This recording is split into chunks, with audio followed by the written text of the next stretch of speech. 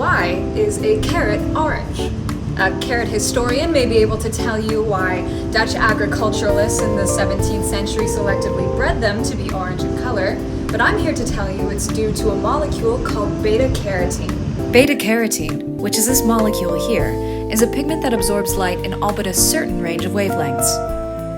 That's what it means to have color. You may be familiar with the visible light spectrum, which is composed of wavelengths between 300 and 700 nanometers in length. The color of something is determined by the wavelengths it doesn't absorb, the ones that bounce back and hit your eyeball. So, if we pull up the graph of beta-carotene's absorbance, we find that it absorbs a lot of light in the 380 to 530 nanometer region, which corresponds to purples, blues, and greens. That means the color that we'll see is actually the opposite of that region. Any artist worth their salt will tell you that blue is the opposite of orange. And if we consult a color wheel, we find that reds and oranges are the opposite of these greens and blues. Therefore, beta-carotene and the carrots in which beta-carotene is found show up as orange. That's all well and good, but how do you tell apart which wavelengths are absorbed and which aren't in an exact quantitative way? With a spectrophotometer. It's a device that measures the intensity of the different wavelengths of light that travel through the sample. There's an additional bonus here. You can get an exact measurement of the way a color changes based on the differences in the absorbance spectra. Why might color change? Well, if you've got a colored compound of interest, the color of a solution would change with concentration.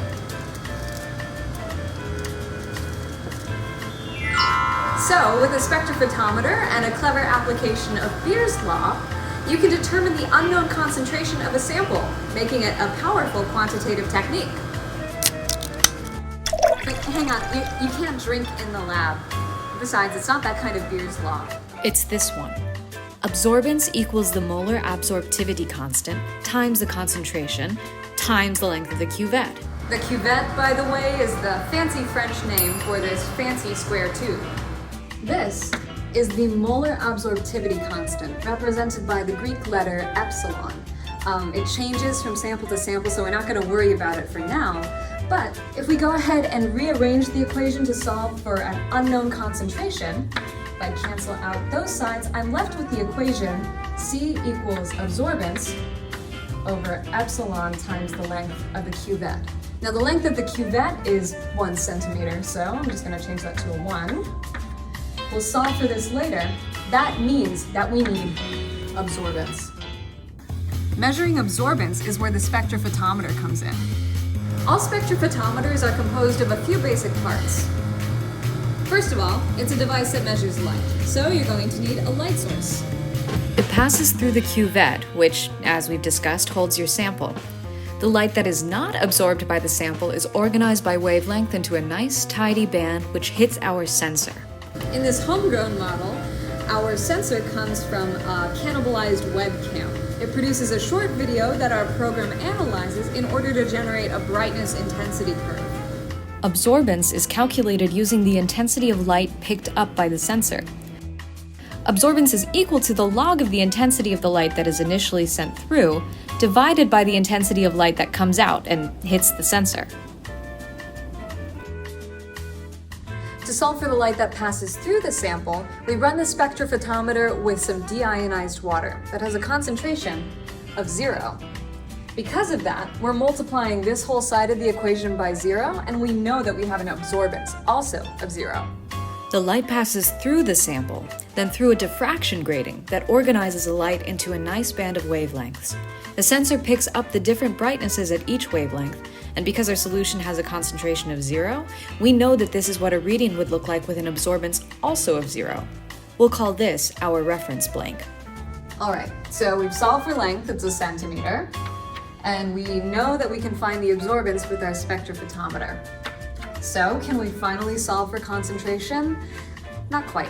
We still have to figure out what epsilon here is. Now, the way that we do that is running several samples of known concentration through the spectrophotometer and finding their absorbance in one spot. Once we do that, we can plot those absorbances against the concentration, and the proportionality constant that relates all of them together will be epsilon. Just one more time.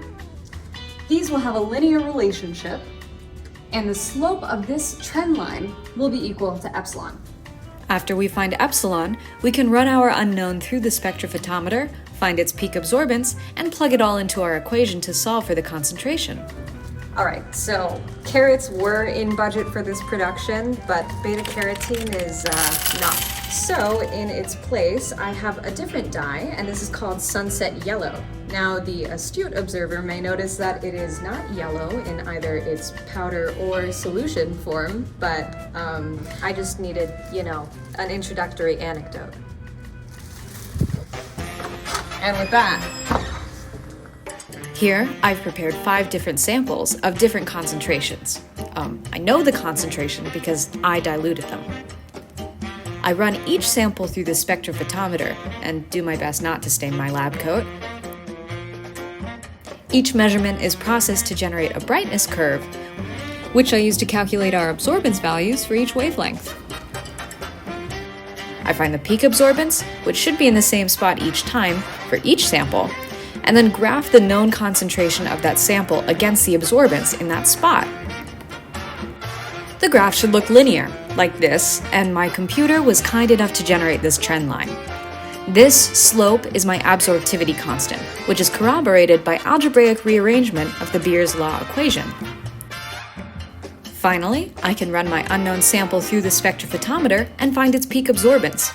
Put that into my equation along with the absorptivity constant we found, and we can solve for the concentration. Pause here if you'd like to see the algebra run through. And there you have it. Now, that was a pretty simple demonstration on a simple spectrophotometer, but the applications of this technique are myriad. Amy, Yeah. have you finished that spectrophotometer video yet? Yup, just wrapping things up. Nice. And you made sure to document how it's made and everything, the 3D printing and stuff?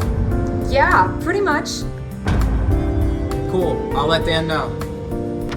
Well, I guess that means I'll see you next time when I explain how you can build your very own spectrophotometer at home.